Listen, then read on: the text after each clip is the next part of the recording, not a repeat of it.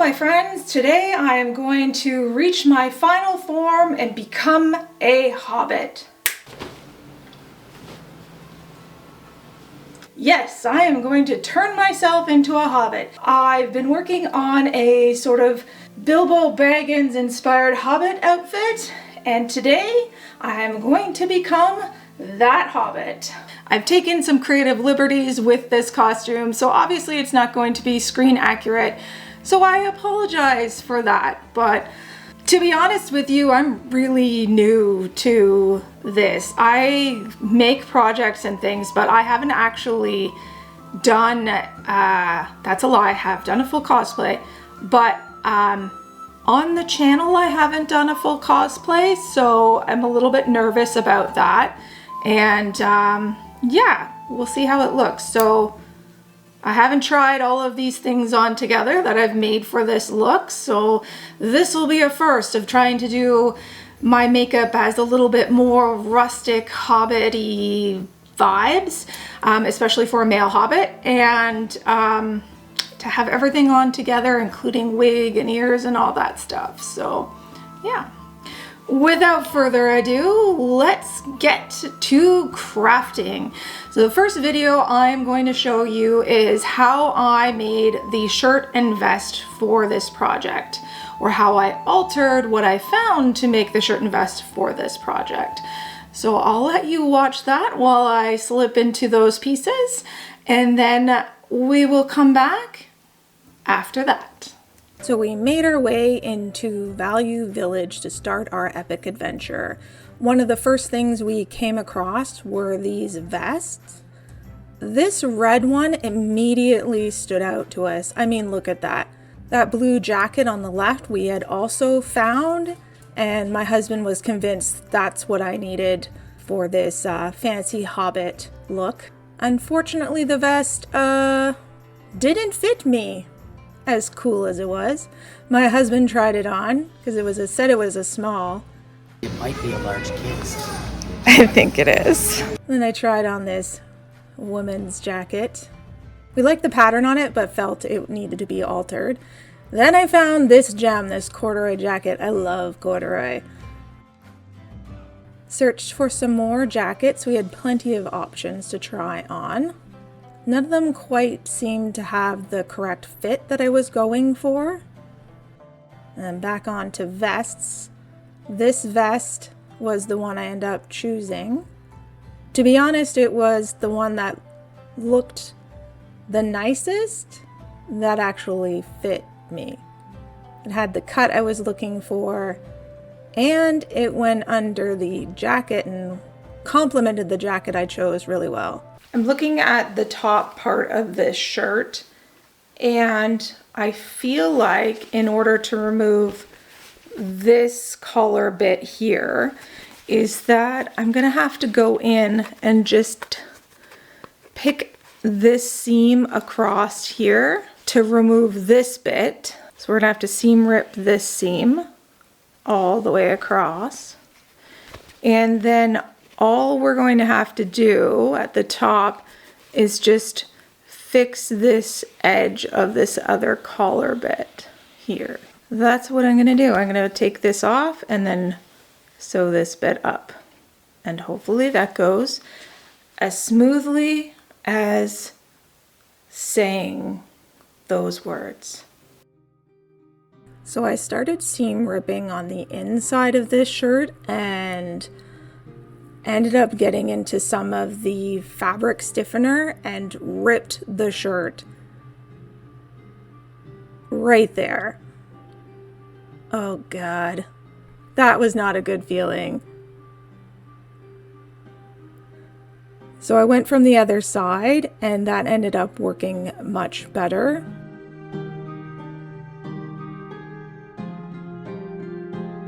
And then I just sewed along the top to close the area that I had opened.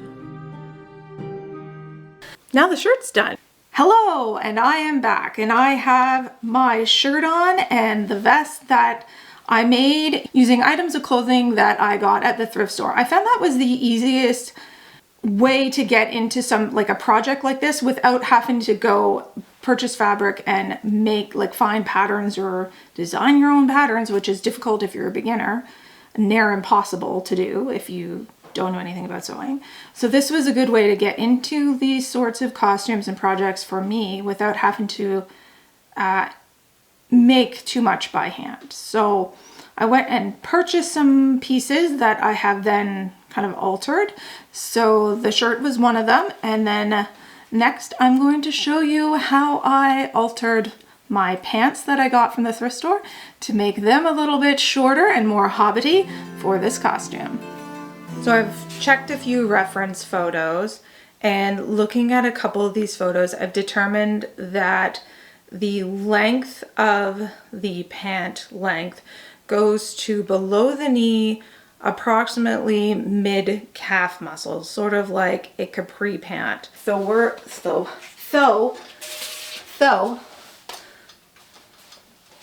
die.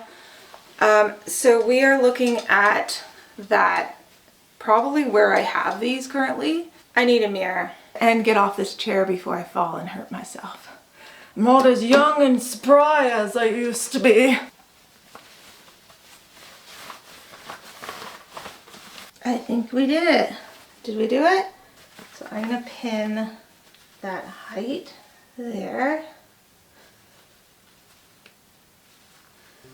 To hem the pants, I first cut them off, as was suggested by my mom, which I figured I was going to need to do. Honestly, sometimes you just need to call your mom and have her tell you you're doing the correct thing.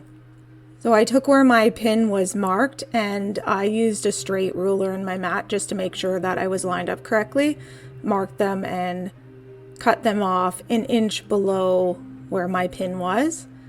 Then used the cutoff piece to help me mark the other pant leg, so I knew I was cutting off the same amount. And then I rolled and pinned the pants up a half an inch using my little hem ruler marker thingy to help me. My hem ruler guide, yes, using my little hem ruler guide to help me make sure I was only turning them up a half of an inch. I'm going to try them on and see if we're relatively even. I would hate to finish these and then go one is like slightly off. It would drive me crazy because I would notice. We have confirmation that the length is good. So I am going to press these and then roll them again and then hem them. After checking to make sure that everything was the correct length I wanted, I ironed them just to press the fold and then rolled them again.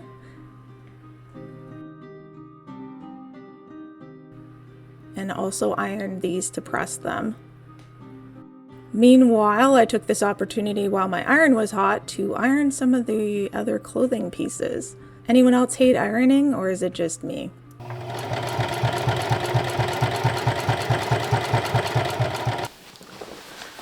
We have hemmed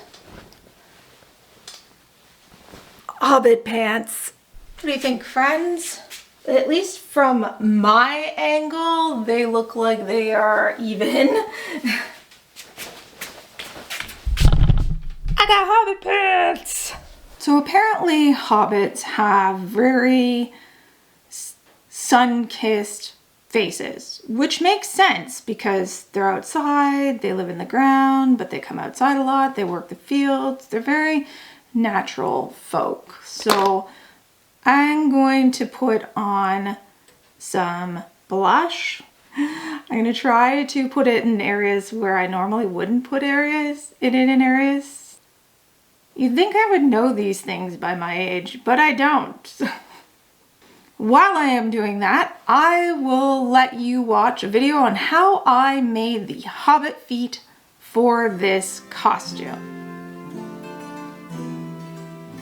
So, the first thing I want to do is just add some depth and detail around the toes.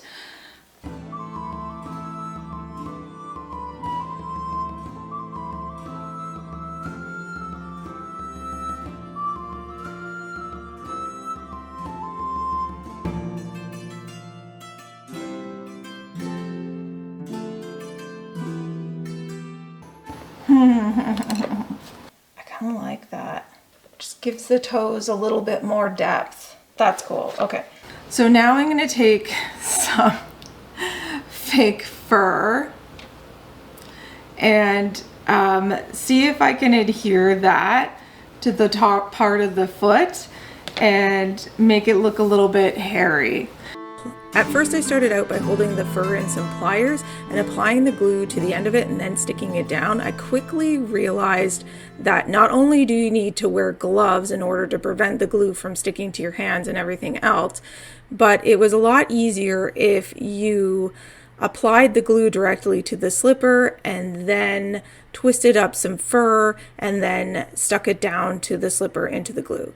You can also use something like a toothpick or a skewer like I did in order to help manipulate the fur in the glue. Yeah, this does get everywhere and I had to change my gloves multiple times, so lessons were learned. Wear gloves when doing a project like this, definitely, and expect it to be messy and have patience and expect it to take time.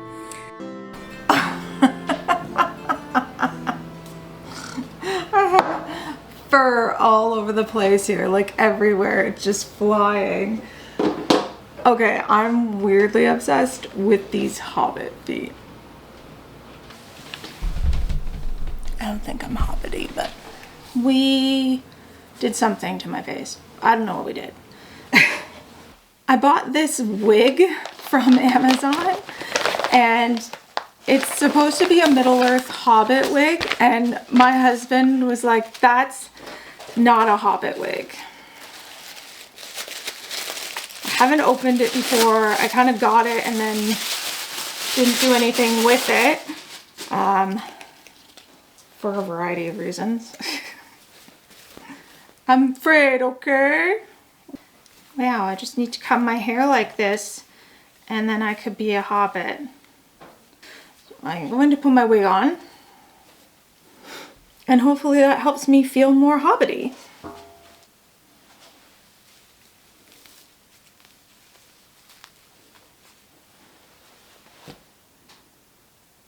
Okay, I think that's good for now. Not wearing it around all day. I am satisfied with my ability to get this on my head.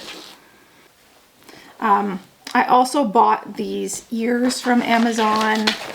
I thought they were gonna be small enough to be Hobbit ears. They're a little bit big, so I thought about cutting them down. I don't know what that would do to them, but oh my god. I'm like one of those people that needs like a friend around to like help them. You know, I don't actually hate that for now.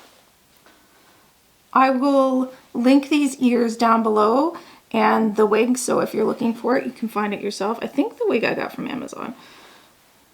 I don't think I look particularly, maybe it's the lips, hobbity, but you know, I can't see very well.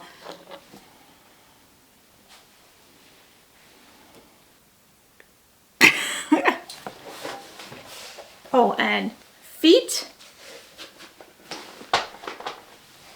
are now on.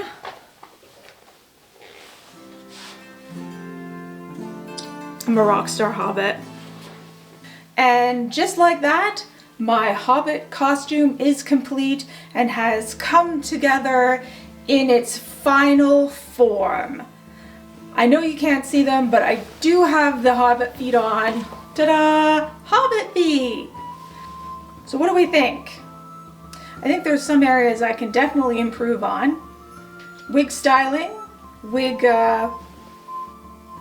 stuff in general, everything wig. Putting it on. Maybe getting some ears that aren't as large as these ones. And maybe learning some makeup tips for my face. That's something I'm just getting into and I really, I've watched a lot of people do it. I'm fascinated by how people can make their faces look like other people. It is insane to me that they can do that. And I am like aghast every time I see someone do a really cool makeup transformation. So It's on the bucket list. At any rate, it's supposed to blow bubbles. I also have this really fun 3D printed pipe that my husband made me. I'll link that down below, so if you do happen to have a 3D printer, that you can find it. It kind of blows bubbles. Thanks so much for watching this video. I hope you enjoyed it. If you have any other costume ideas or projects that you'd like to see me make, drop them down below in the comments. I read all of my comments, and you never know when one of your comments will influence a future video project. If you're wanting an adventuring belt to go with your Hobbit costume or any other Ren Fair costumes that you have, you should definitely check out this video next. Until next time, bye.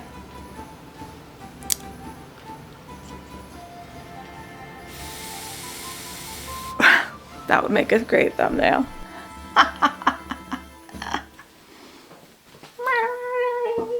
Hobbit Rockstar!